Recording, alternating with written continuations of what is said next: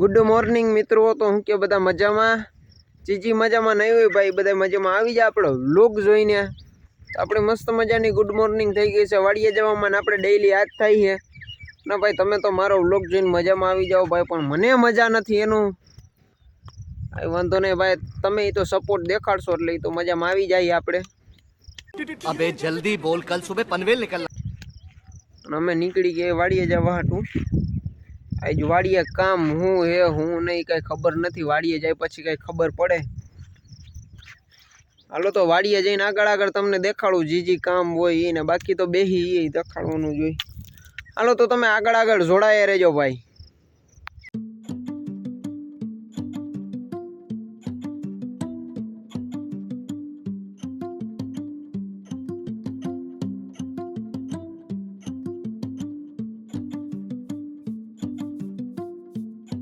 મિત્રો અમારી વાડીએ બુધવારી ભરાઈ ગઈ है। अटाणे एक मस्त ऑफर आले है धमाकेदार, 1000 रुपया में बधाई कपड़ा लई जाओ।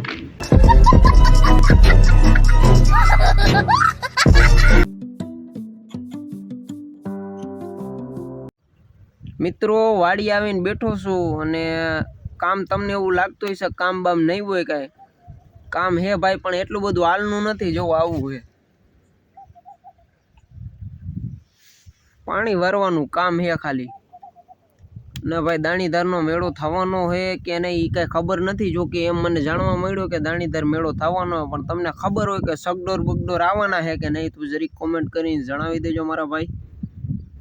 અને ભાઈ પાણીમાં ફૂલ જરૂર છે અટાણા પાણીની, આખી લંઘાવા માંડી છે અને પોપટાઈ બધાય પાકી ગયા છે, હમણાં કાઢવી જોઈએ 10-15 દીમાં એકવાર હોહરું પાણી નીકળી જાય પછી। મિત્રો માંડવીમાં પાણી ચાલુ હતું એટલે હું જરીક જોવાયો હતો કે ક્યારો ભરાઈ ગયો કે નથી ભરાઈ ગયો। હું આવી રીતના પારા માથે હાઈલો જતો હતો ને મને તો એવી રીતના ફીલ આવતી હતી કે રાજા મહારાજા હાઈલા જતા હોય।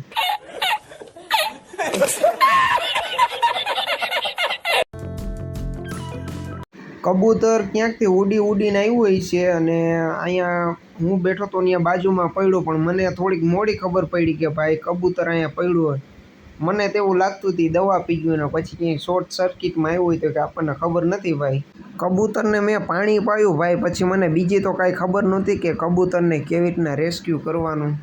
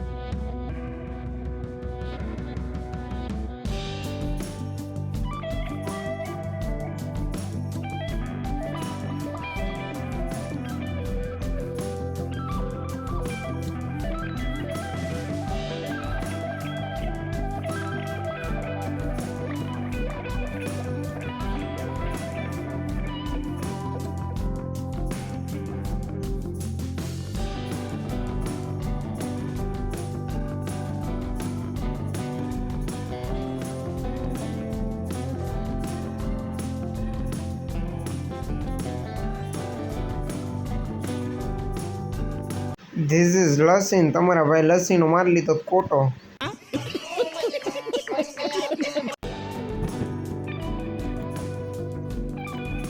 હું જાતો તો વાડીએ ટાઈમે જ મળી ગયા મારા કાકા, તો પછી કાંઈ થોડીક ના તડકાનું હાલીને જવાનું હોય।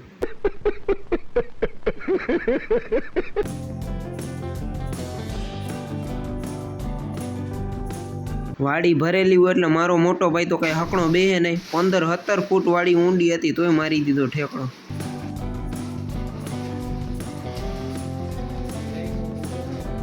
અમે આવી ગયા હતા વાડી અને શાંતિથી બેઠા હતા ને સામે બધા મજૂરી કરતા હતા ભાઈ। ઠેસર આવ્યું હતું હું સોહિલભાઈ બેઠા, સોહિલભાઈ કંઈક ચા પીવે પણ આપણે તો કાંઈ ચા પીતા નથી ભાઈ।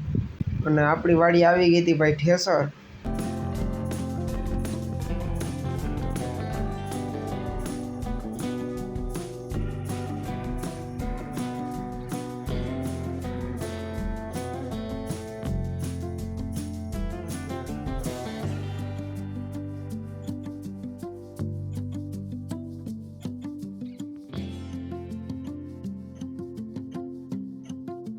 હું ને મારો મોટો ભાઈ બે જતા હતા ગામમાં માવો લેવા.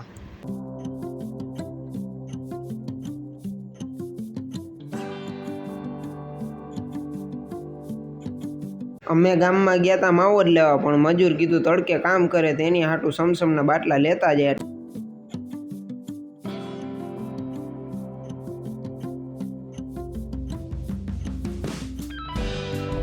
મજૂરને બધાને સોળા બોળા પાઈને વરી પાછું કર્યું હતું ઠેસર વેતું.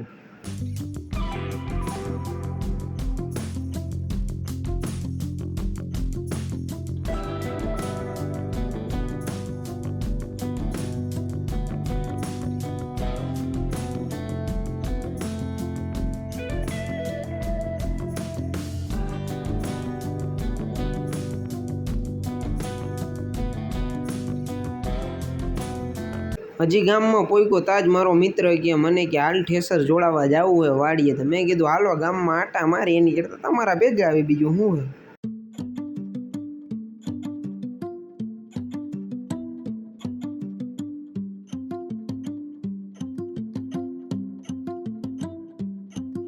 અમે ઠેસર તો જોડાવીને આવી ગયા હતા ભાઈ, પણ 7:30 જેવું થઈ ગયું હતું, હાંજ પડી ગઈ હતી. અને રસ્તો તો ભાઈ ડેન્જર ઝોન જેવો છે, બહુ એટલે બહુ ખતરનાક છે.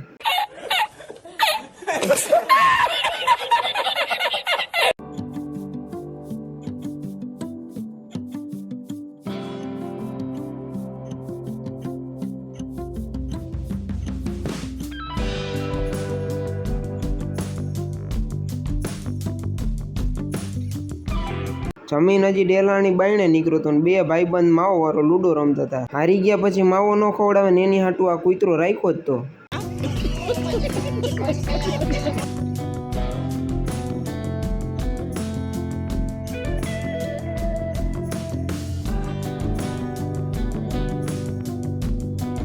લૂડો રમીને બસ હજી નવરો બેઠો તા મોટા ભાઈનો ફોન આવ્યો, કાલ વાડીએ જવું હોય. પછી અમે તઈને નીકળી ગયા તા વાડી બાજુ, ને એક હતા મૈનુદ્દીનભાઈ. અમે વાડી આવ્યા ને ભાઈ મારા મોટા ભાઈની ચા ન પી એવું કોઈ દી બને જ નહીં ભાઈ. મફતનું મળે ત્યાં ખાઈ પી જ લેવાનું હોય.